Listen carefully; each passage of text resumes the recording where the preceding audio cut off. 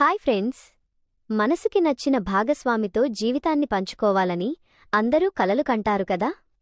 కాని కొన్నిసార్లు జీవితం మనం ఊహించని మలుపులు తిరుగుతుంది. అలాంటి ఒక భావోద్వేగభరితమైన రొమాంటిక్ లవ్ స్టోరీ ఇప్పుడు మనం ఈ వీడియోలో వివరంగా చూద్దాం. ఈ వీడియోను చూసే ముందు మన ఛానల్ను వెంటనే లైక్ చేయండి, సబ్స్క్రైబ్ చేయండి. అలాగే మీ అభిప్రాయాన్ని తప్పకుండా ఒక క్యూట్ కామెంట్ రూపంలో తెలియచేయండి. హైదరాబాద్ నుంచి తన ఊరికి తిరిగి వెళ్లేసరికి లావణ్యకు చాలా రాత్రి అయింది. ప్రయాణం వల్ల వచ్చిన అలసట ఒకవైపు, భర్త ప్రకాష్ ఏమంటాడో అనే కంగారు మరోవైపు ఆమెను ఉక్కిరిబిక్కిరి చేస్తున్నాయి. ఇంటికి వెళ్లగానే ప్రకాష్ హాల్లోనే ముఖం ముడుచుకొని టీవీ చూస్తూ కూర్చుని ఉన్నాడు. లావణ్య లోపలికి రావడం చూసి కనీసం మంచినీళ్లు కూడా అడగకుండా ఇంత లేటైందెందుకు? అసలు ఏం ఉద్యోగమో ఏంటో, ఎంత జీతమిస్తారంట? నీ చదువుకి లక్షలు కుమ్మరిస్తారా ఏంటి అని ఎగతాళిగా విసుగ్గా అడిగాడు. లావణ్య మనసులో ఒక క్షణం ఆలోచించింది. కంపెనీ వాళ్ళిస్తామన్నది చాలా తక్కువ మొత్తం. ఒకవేళ నిజం చెబితే ప్రకాష్ ఖచ్చితంగా అంత తక్కువ జీతానికి వెళ్లి ఉద్యోగం చెయ్యాలా అని గొడవచేసి ఆపేస్తాడని ఆమెకు తెలుసు. అందుకే కాస్త ధైర్యం చేసి ముఖంలో కంగారు దాచుకుంటూ జాబ్ సెలెక్ట్ అయ్యానని, మంచి జీతం ఇస్తారని ఒక చిన్న అబద్ధం చెప్పింది.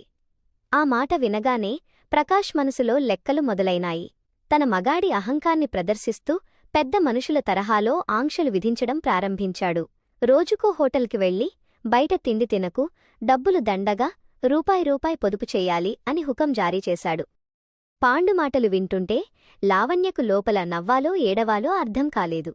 మనసులోనే అనుకొని బయటకు మాత్రం సరేనండి, మీరు చెప్పినట్లే చేస్తానని తల ఊపింది. గదిలోకి వెళ్లి ఫ్రెష్ అయి వచ్చేసరికి ఆమె ఫోన్కి ఒక సందేశం వచ్చింది. స్క్రీన్ ఆన్ చేసి చూస్తే అది సందీప్ నుంచొచ్చింది. క్షేమంగా ఇంటికి వెళ్లారా అని ఎంతో మర్యాదగా ఉంది. కంపెనీ సెక్యూరిటీ హెడ్గా ఒక ఒంటరి మహిళ క్షేమ సమాచారం తెలుసుకోవాలనే ఆ బాధ్యత చూసి లావణ్య మనసు కాస్త తేలికపడింది. ప్రకాష్ పక్కనే ఉండడంతో కంగారుగా చిన్నగా రిప్లై ఇచ్చి ఫోన్ పక్కన పెట్టేసింది. ఆ తరువాత కొన్ని రోజులకు కంపెనీ నుంచి లావణ్యకు ఆఫర్ లెటర్ వచ్చింది. ఈ విషయం ఇంట్లో చెప్పగానే ప్రకాష్కు ఒక కొత్త భయం పట్టుకున్నది. ఒంటరిగా బెంగళూరు హాస్టల్లో ఉంటే ఎలా అని కంగారుపడ్డాడు. లావణ్య కూడా ఆలోచించి ఆఫీస్ పక్కనే మంచి హాస్టల్ ఉందని చెప్పింది. ప్రకాష్కు ఆమెను ఒంటరిగా వదిలేయడం ఇష్టం లేకపోయినా ఆమె సంపాదన మీద ఆశతో తనే స్వయంగా లావణ్యను తీసుకొని బెంగళూరు వెళ్లాడు.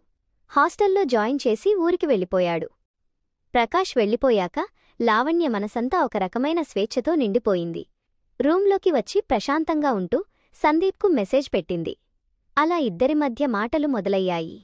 ఆఫీస్లో మొదటి రోజు జాయినింగ్ గురించి, ప్రయాణం గురించి మాట్లాడుకున్నారు. ఈ 5 ఏళ్ల పెళ్లి జీవితంలో ప్రకాష్తో ఎప్పుడూ ఇంత ప్రశాంతంగా మాట్లాడని లావణ్యకు సందీప్తో మాట్లాడుతుంటే ఒక కొత్త ఆత్మీయత లభించినట్లు అనిపించింది. సమయం తెలియకుండానే ఇద్దరు అర్ధరాత్రి వరకు మాట్లాడుకుంటూ ఉండిపోయారు. సందీప్ తన రూంలో నైట్ లైట్గా డ్రింక్ చేస్తూ ఉన్నానని చెప్పగా లావణ్య నవ్వుతూ తాను రేపు ఆఫీస్ ఫస్ట్ డే కదా, ఏ డ్రెస్ వేసుకోవాలా అని సెలెక్ట్ చేసుకుంటున్నానని రిప్లై ఇచ్చింది. ఆ మాట చూడగానే సందీప్ మాటల్లోని గంభీరత్వం తగ్గించి ఆఫీస్కి వచ్చేటప్పుడు మంచి చుడీదార్ లేదా వెస్ట్రన్ వేర్ లాంటివి ప్లాన్ చేసుకోండి, చీరలు మాత్రం వద్దు అని సలహా ఇచ్చాడు. ఈ 5 ఏళ్లలో ప్రకాష్ ఎప్పుడూ లావణ్యకు ఎలాంటి బట్టలు బాగుంటాయో చెప్పలేదు. అలాంటిది సందీప్ తన డ్రెస్ గురించి ఇంత కేరింగ్గా చెబుతుంటే లావణ్య మనసులో ఒక కొత్త అనుభూతి కలిగింది. ఆ తర్వాత ఇద్దరూ ఒకరి అలవాట్ల గురించి ఎంతోసేపు మాట్లాడుకున్నారు.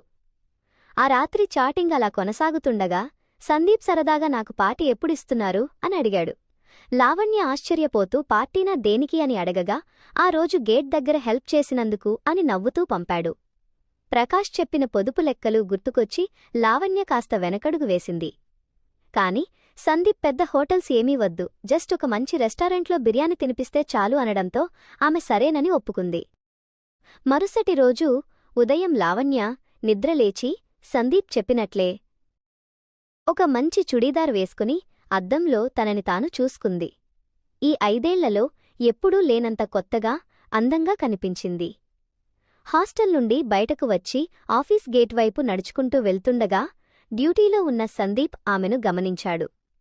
అందరి ముందు మాట్లాడ్డం కుదరదు కాబట్టి చేత్తో డ్రెస్ సూపర్ అన్నట్లు ఒక చిన్న సైగ చేశాడు. ఆఫీస్లో మొదటి రోజు కాబట్టి ట్రైనింగ్తో గడిచిపోయింది.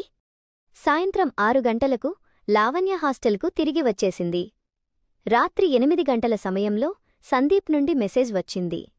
మీ హాస్టల్ ముందే ఉన్నాను, పార్టీకి వెళ్దామా అని అడిగాడు. లావణ్య కొంచెం కంగారు పడుతూ ఎవరైనా చూస్తే బాగుండదు కదా అనగా బైక్ మీద వెళ్దాం పదా అని పంపాడు. క్యాబ్ బుక్ చేద్దాం అని లావణ్య అనుకున్నప్పటికీ బెంగళూరు ట్రాఫిక్ వల్ల క్యాబ్ రేట్ చాలా ఎక్కువగా చూపించింది. ఆ డబ్బులు చూసి భయపడి ప్రకాష్ మాటలు గుర్తుకు వచ్చి వేస్ట్ చేయడం ఇష్టంలేక సరేనని సందీప్ బైక్ మీదే బయల్దేరింది. సిటీ బయట ఉన్న ఒక ప్రశాంతమైన రెస్టారెంట్కి ఇద్దరు చేరుకున్నారు. ఇద్దరికీ ఇష్టమైన బిర్యానీ తిన్నారు. చాలా రోజుల తరువాత లావణ్య తన మనసులోని కంగారంతా మర్చిపోయి హాయిగా నవ్వింది. అంతా అయిపోయాక వెయిటర్ తెచ్చిన బిల్లు చూసి ఆమె షాక్ అయింది. బిల్లు 1500 అయింది. ఆ కంగారులో లావణ్య తనని తాను కంట్రోల్ చేసుకోలేకపోయింది.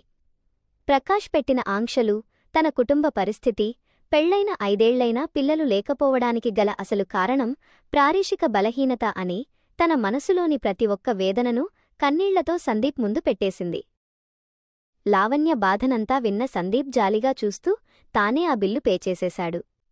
పార్టీ నేనిస్తానని చెప్పి మీతో బిల్లు కట్టించాను అని లావణ్య మొహమాట పడగా, పర్లేదు ఈరోజు నా పార్టీకి బదులుగా నెక్స్ట్ టైం మనం ఇద్దరం కలిసి ఒక మంచి మూవీకి వెళ్దాం అని అన్నాడు. సినిమానా వద్దు, ఎవరైనా చూస్తే తప్పుగా అనుకుంటారు అని ఆమె భయపడగా, నైట్ కాదు ఫ్రైడే మార్నింగ్ షోకి వెళ్దాం అని నచ్చజెప్పాడు. ఆమె వద్దని వారించినప్పటికీ సందీప్ పట్టుబట్టడంతో చివరికి ఒప్పుకుంది. ఆ తరువాత గురువారం సాయంత్రం ఆఫీస్ అయిపోయాక సందీప్ ఒక ఆన్లైన్ పార్సిల్ను ఆమె చేతిలో పెట్టాడు. రూమ్కి వెళ్ళాక ఓపెన్ చేయమని చెప్పాడు. హాస్టల్ రూమ్కి వెళ్ళాక ఆ పార్సెల్ను ఓపెన్ చేస్తే అందులో ఒక అందమైన branded T shirt, stylish jeans pants ఉన్నాయి. ఎప్పుడూ చుడీదారులే వేసుకునే లావణ్యకు మోడర్న్ డ్రెస్ చూడగానే గుండె వేగంగా కొట్టుకుంది. ఇవన్నీ చాలా కాస్ట్లీగా ఉన్నాయి, నేను తీసుకోలేనని చెప్పగా, రేపు సినిమాకి వెళ్తున్నాం కదా, నీ లుక్ చేంజ్ అవుతుంది, నాకోసం ఆ డ్రెస్ వేసుకుని రా అని సందీప్ బ్రతిమలాడాడు. మరుసటి రోజు ఉదయం లావణ్య ఆ జీన్స్ టీషర్ట్ వేసుకుంది. జడ వేసుకోకుండా లూజ్ హెయిర్ వదిలింది. అద్దంలో చూసుకుంటే తనకే నమ్మశక్యం కానంత ఆధునికంగా కనిపించింది. ఆ డ్రెస్లో ఫోటో తీసి సందీప్కు సెండ్ చేసింది. అతను ఆ ఫోటో చూసి చాలా బాగుంది అని మెసేజ్ పెట్టాడు. సినిమాకి వచ్చేటప్పుడు లూజ్ హెయిర్ వదిలేయమని చెప్పాడు. శుక్రవారం ఉదయం హాస్టల్ నుండి బయటకు వచ్చి ఆ స్ట్రీట్ కార్నర్కి చేరుకోగా అక్కడ సందీప్ తన బైక్తో సిద్ధంగా ఉన్నాడు. జీన్స్ టీషర్ట్లో వస్తున్న లావణ్యను చూడగానే అతను ఆశ్చర్యపోయాడు. చాలా బ్యూటిఫుల్గా ఉన్నారని చెప్పి ఆమెను బైక్ ఎక్కించుకుని థియేటర్ వైపు దూసుకెళ్లాడు. థియేటర్ లోపలికి అడుగు పెట్టగా హాల్ అంతా చాలా ఖాళీగా ఉంది. సినిమా స్టార్ట్ అయి కాసేపటికి హాల్లోని లైట్లన్నీ ఆపేశారు. చీకటి పడేసరికి థియేటర్ దాదాపు సగం ఖాళీగా అనిపించింది. సినిమా సాగుతున్న కొద్ది సందీప్ నెమ్మదిగా లావణ్య వైపు జరిగాడు. చీకట్లో చిన్నగా వాళ్ల చేతులు ఒకదానికొకటి తగలడం స్టార్ట్ అయ్యాయి. ఆ స్పర్శకు లావణ్య గుండె వేగంగా కొట్టుకుంది. మొదట్లో ఆమె కొంచెం భయపడి వెనక్కు తప్పుకున్నప్పటికీ ఇంటర్వెల్లో పాప్కార్న్ తెచ్చి ఇచ్చి మరింత దగ్గరయ్యాడు. సెకండ్ హాఫ్ స్టార్ట్ అయ్యాక సందీప్ ఆమె భుజంపై చెయ్యి వేసి చేతిని తన చేతిలోకి తీసుకుని ప్రెస్ చేయడం స్టార్ట్ చేశాడు. ఆమె లూజ్ హెయిర్ని నిమురుతూ మెల్లగా తన వేళ్లను జుట్టులోకి పోనిచ్చాడు. ఆ స్పర్శకు లావణ్య పూర్తిగా కరిగిపోయింది. భర్త నిర్లక్ష్యం, ఇంట్లో అనుభవించిన నరకం అన్నీ ఆ క్షణంలో మాయమైపోయాయి.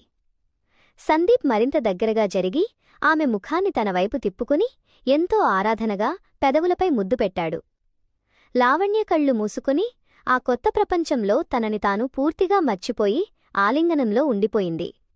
సమాజం భయాలను, భర్త ఆంక్షలను పక్కన పెట్టి ఆ రొమాంటిక్ వాతావరణంలో ఇద్దరూ లీనమయ్యారు.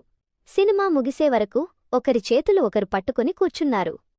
సినిమా పూర్తయ్యాక సందీప్ ఆమెను హాస్టల్కి తీసుకెళ్లకుండా బెంగళూరులో తను ఒంటరిగా ఉంటున్న తన ఫ్లాట్కి తీసుకుని వెళ్లాడు. ఫ్లాట్ తలుపు వేసి లోపలికి వెళ్లగానే లావణ్య గుండెల్లో వణుకు మొదలైంది. పెళ్లైన తను ఒక పరాయి మగాడి గదిలో ఒంటరిగా ఉండడం ఇదే మొదటిసారి. కాని అక్కడ ఎలాంటి భయాలు లేవు, కేవలం వాళ్ళిద్దరూ మాత్రమే ఉన్నారు. రెస్ట్రూమ్కి వెళ్లి ఫ్రెష్ అయి వచ్చేసరికి సందీప్ బెడ్ క్లీన్ చేసి ఆమె కోసం ఎదురుచూస్తున్నాడు. సందీప్ ఆమె దగ్గరకు వచ్చి నడుము చుట్టూ చేతులు వేసి గట్టిగా దగ్గరకు లాక్కున్నాడు. పెదవులపై గాఢంగా ముద్దు పెట్టాడు. 5 ఏళ్లుగా అణచిపెట్టుకున్న కోరికలన్నీ ఒక్కసారిగా అగ్నిపర్వతంలా బద్దలవుతుంటే లావణ్య కళ్ళు మూసుకొని అతని కౌగిలిలో కరిగిపోసాగింది. భర్త ఎప్పుడూ తనను పట్టించుకోలేదని బాధను మర్చిపోయి సందీపిస్తున్న ఆ అపరిమితమైన సుఖాన్ని ఆస్వాదించింది. ఇద్దరి శరీరాలు ఒక్కసారిగా వణికిపోతూ ఆ రొమాంటిక్ ప్రయాణం ఒక మధురమైన ముగింపుకు చేరుకుంది. చెమటలు పట్టిన శరీరాలతో ఒకరి కౌగిలిలో ఒకరు ఊపిరి పీల్చుకుంటూ ఉండిపోయారు. ఈ స్టోరీ ఇంతటితో అయిపోయింది ఫ్రెండ్స్. ఈ వీడియో మీకు నచ్చినట్లయితే తప్పకుండా మన ఛానల్ను లైక్ చేయండి, సబ్స్క్రైబ్ చేయండి.